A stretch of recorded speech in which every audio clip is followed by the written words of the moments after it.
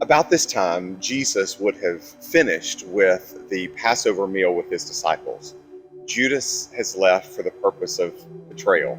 Jesus would leave the upper room and go with his disciples on the way to the Garden of Gethsemane.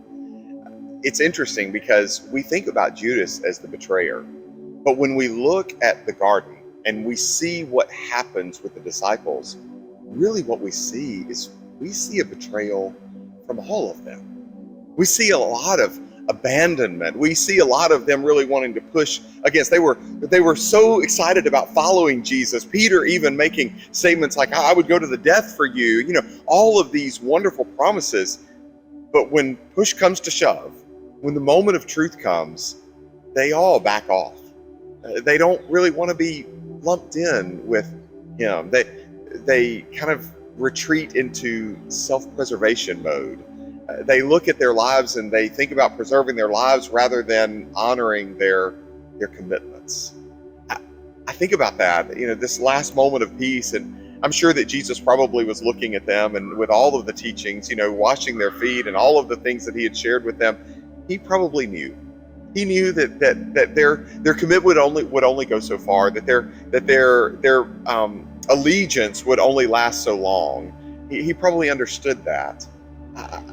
I think he probably understands that about us too, because we abandon him, we betray him, we go our own way, we do our own thing, we disobey, we choose not to do what he has called us to do. We try to make things the way that we want them to be. We try to mold our lives the way we want our lives to be. And the reality is that in the same way that Jesus received those disciples, Jesus also receives us.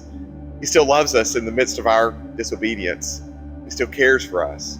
As Jesus went to the Garden of Gethsemane praying a prayer of commitment and love, he had his disciples leaving him.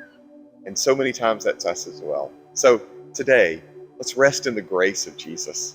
Let's recognize just how much he loves us. And even though we may go our way, even though we may betray him, he never betrays us. We can trust in him and know that he is always there waiting with open arms for us to come, and he is willing to receive us again. His grace and his mercy is perfect. So live in his grace and his forgiveness even today.